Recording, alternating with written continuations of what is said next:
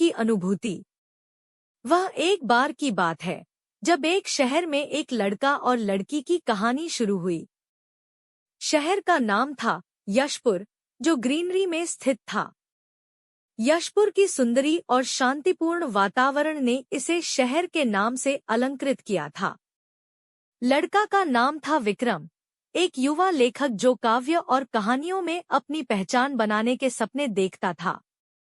उसे लिखने का शौक था, जिसमें उसकी दुनियावी उम्र की सारी अनभिज्ञता और जीवन की खोज छुपी थी। लड़की का नाम था आदिति, एक प्रकृति प्रेमी जो वन्यजीवों के साथ समय बिताने का आनंद लेती थी। उसका सपना था कि वह प्राकृतिक संरक्षण के क्षेत्र में अपना योगदान दे सके और इस प्रकृति से जुड़े लोगों को जागरूक कर सके। विक्रम और आदिति की मुलाकात एक किताब मेले में हुई। वहां विक्रम अपनी नई किताब को प्रमोट कर रहे थे और आदिति वन्यजीवों की संरक्षा के बारे में एक नाटक का प्रदर्शन कर रही थी। उनकी पहली मुलाकात में ही वे एक दूसरे के साथ विचारों के संवाद में खो गए। विक्रम को आदिति की साहसिकता और संवेगी बातों में खींच लिया। उसके लेखन का एक नया दृष्टिकोण उसकी बातचीत से जागृत हुआ। आदिति को भी विक्रम की विचारधारा और कला के प्रति उसका विशेष प्रेम प्रभावित किया। उनके बीच का नवीनतम संबंध एक नए सृजनात्मक प्रेरणा की ओर बढ़ता गया।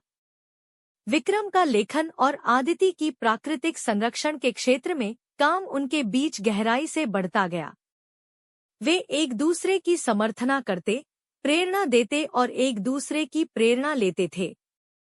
उनके प्रेम का एक नया दृष्टिकोण उन्हें जीवन के हर पहलू में एक दूसरे के साथ जुड़ने के लिए प्रेरित करता था। धीरे धीरे विक्रम और आदिति का समय एक दूसरे के साथ बिताने का बढ़ता गया।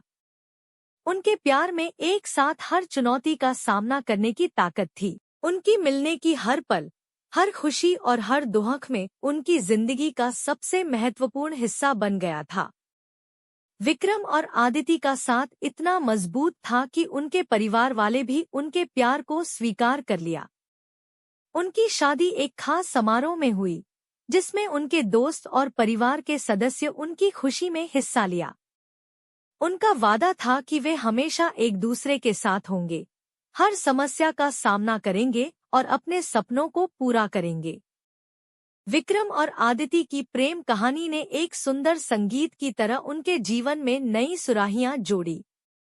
उनका प्रेम न केवल उन्हें एक दूसरे के पास लाकर मिलाया, बल्कि उन्होंने भी एक दूसरे के सपनों को समझने और पूरा करने का साहस दिखाया। वे एक दूसरे के साथ खुशियों और दुखों का सामना करते हुए अपने संबंधों को मजबूत बनाने का संकल्प लिया। विक्रम और आदिति की प्रेम कहानी ने साबित किया कि प्रेम वह जरूरी साधन है जो हर चुनौती का सामना करने में मदद करता है। उनकी मुलाकात एक किताब मेले में हुई थी, लेकिन उनकी प्रेम कहानी में एक नया अध्याय जुड़ा था। उनका प्यार एक दूसरे की सोच और विचारधारा को समझने में मदद करता रहा, जिससे उनके व्यक्तिगत और सामाजिक विकास में गहराई आई। विक्रम ने अपने लेखन के माध्यम से अपने भावनाओं को अभिव्यक्ति दी और अपनी कला के माध्यम से समाज में जागरूकता फैलाने का प्रयास किया। उसका लेखन उसकी रचनात्मकता को प्रेरित करता रहा और उसे आदिति के साथ और गहराई से जुड़ने में मदद की। आदिति ने अपने प्राकृतिक संरक्षण के क्षेत्र में अपनी प्रेरणा और कला का उपयोग किया। उसने विक्रम को प्रकृति के संरक्षण के महत्व को समझाया और उसके साथ समय बिताने में उत्साहित किया। उसकी साहसिकता और समर्थन ने विक्रम को उसकी कला में और भी सशक्त बनाया और उसकी रचनात्मक प्रक्रिया को उत्कृष्टता की ओर प्रेरित किया। विक्रम और आदिति ने एक दूसरे के साथ हर पल को अपने जीवन का महत्वपूर्ण हिस्सा बनाया। उनके प्यार ने उन्हें व्यक्तिगत और सामाजिक स्तर पर विकसित किया, जिससे उन्होंने अपने जीवन के उद्देश्यों को साकार करने में मदद मिली।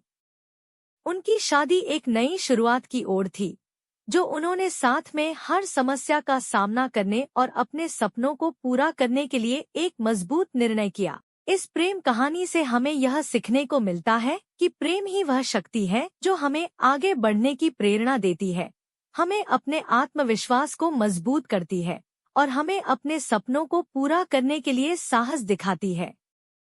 विक्रम और आदिति ने अपने प्यार को साथ रखकर अपने जीवन को सुंदर बनाया और हमें यह सिखाया कि अगर हम अपनी मन्नतों को लाने के लिए साथी के साथ मिल जाएं, तो हम संभवतः हर चुनौती का सामना कर सकते हैं।